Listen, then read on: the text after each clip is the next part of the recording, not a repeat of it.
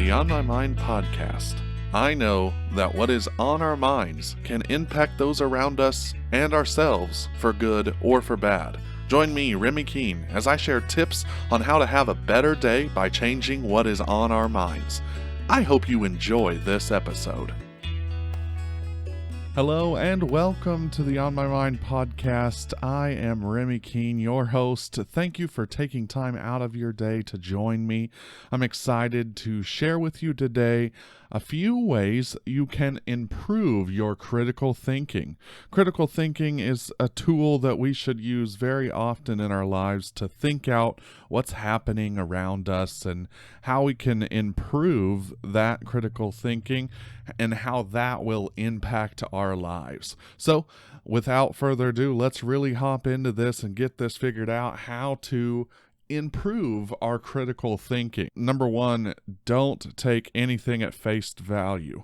Basically, if you see something, make sure you learn to evaluate it. You need to look into it, read, and basically do your research. Don't take it at face value. Don't look at it and just assume you know what it is and what's going on, but instead read into the situation. Look into it and figure out what you're seeing and what's happening. Make sure not to just assume things, basically.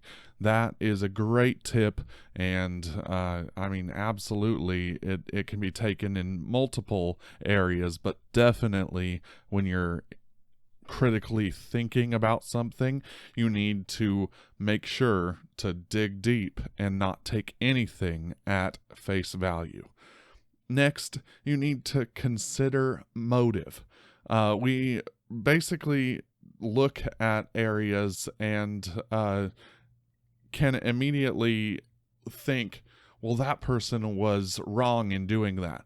But why did they do it? That should be the question we actually ask ourselves, is why did they take that action? What happened in their thought process that caused them to choose that action? Because if we can determine that they chose that because they thought it would be for the best, maybe we can kind of put ourselves in their shoes, or consider the motive of, the person. Maybe they are, they do have like an ill will or ill mindset of some sort. So basically look into the motive. Where information is coming from is a key part of thinking critically about it, and everyone has a motive behind what they're doing, whether it's self-improvement or self-betterment, or it could be for someone else who is a part of the plan. And basically just consider the motive and make sure that it's good. Make sure it's a good motive, of course. Number 3, next, do your research. Once again, like I said before, not taking it at face value. Look into it. Do the research. All the information that gets thrown at us on a daily basis is overwhelming, of course, but if you decide to take matters into your own hands and look into it, this can be a very powerful tool for critical thinking. If you do the right research, you'll have the right perspective to be able to evaluate what's actually happening in the situation. And the more information you have, of course, the better you'll understand what you're critically thinking about, what you're looking into. You can absolutely use this in relationships. When you engage in a relationship and basically, become friends with someone, you can use this to determine, are they good for me? Are they the right fit? Are they the person that I actually want to hang out with? Or does it maybe look like that and it's actually something different? So basically, we need to examine what's going on and research what's going on. So definitely when we're critically thinking about a situation or a new person that we've met, make sure to do your research. Next, ask questions. I see myself sometimes not wanting to ask questions, because I can look like I'm not intelligent, or, just make me feel like I'm not being receptive to whatever's going on. But mostly I need to ask questions because I want to know more, especially in critical thinking. The more questions you can ask about the situation, the more questions you can get out there and get answered, the more details you'll have, and be able to basically critically think in a lot better of a way. So whenever we enter into a friendship, once again, basically ask more questions and go down that rabbit hole with people. Basically, hey, who are you? What's one of your driving factors? Like what do you love so much that drives you? And if they have answers, that means they've thought about it. And that's pretty cool if they've already thought about it. So absolutely make sure that they have, you ask questions so they have the opportunity to give you answers. And the reason critical thinking can be applied to this idea of friendships and honestly any situation is because we should honestly critically think about everything. We should break it down so we understand. There's a lot of more of us sometimes that are more critical, and then there's some of us that are, not as critical. But either way, there's a good aspect to being critical sometimes. So when you actually take that opportunity to be critical, if you're doing it in the right way with the right things and the right tools in your belt, then you'll be able to increase that experience that you're getting. So next, don't assume you're right. I know it's hard.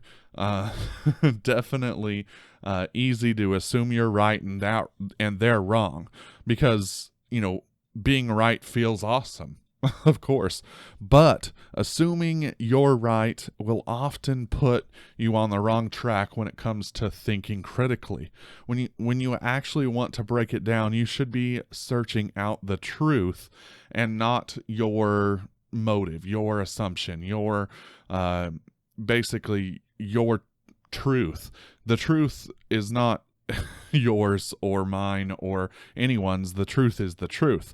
So when we critically think, when we break something down, we should be open to finding out the truth and nothing besides that. So if you don't take perspectives and point of view and everything into the account, then you won't be able to fully critically break down what you're thinking about. So you need to give them the benefit of the doubt, and you basically need to know that you could be wrong in your current assumption, in your current ideals, and then proceed knowing that, and don't be very, just in someone's face about it, or even in the issue's face, whatever you're breaking down. Don't pretend to know you're right. Don't think that.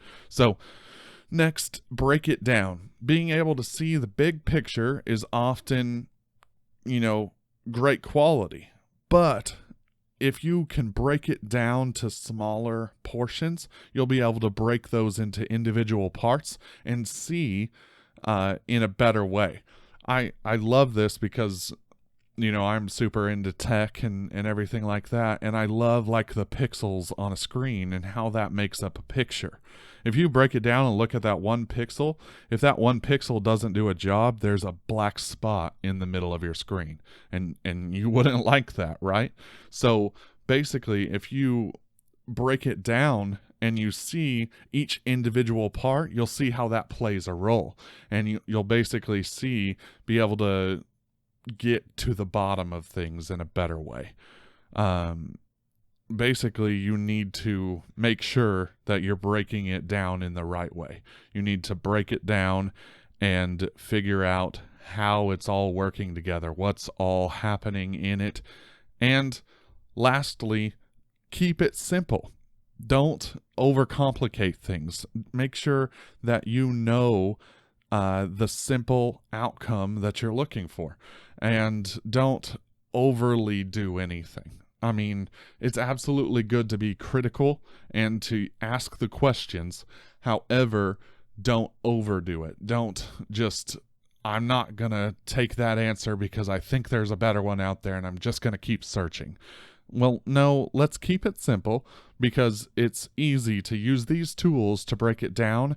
And once you end up breaking it down, knowing that you could be wrong, answering the questions, doing your research, considering the motive behind it, and not taking anything at face value. Once you do all of these things, you'll be able to arrive at the answer in a simple way. I hope this has helped you understand critical thinking, and try applying this to something in your life this week. I mean, if you can apply it, it'll be just that much better when you go through your week this week, because you'll be able to critically think in a better way to then be able to use those in your relationships that you have each day. And I hope you have great relationships. I mean, it's awesome to have good relationships that we go through. So once again, I hope you share this episode with someone you think can enjoy it, and make sure that you like and comment and subscribe if you're not. But it's been a pleasure spending time with you today, and I hope that you have a wonderful and blessed day, and just stay safe out there and keep loving people one day at a time and focusing on what's on your mind. Thank you. Thanks for listening to the On My Mind podcast. Be sure to visit theonmymindpodcast.com to connect with us, and check out our Facebook group to join the conversation. If you love the On My Mind podcast, we'd love for you to subscribe, rate, and give us a review on iTunes. Until next time, have a wonderful and blessed day.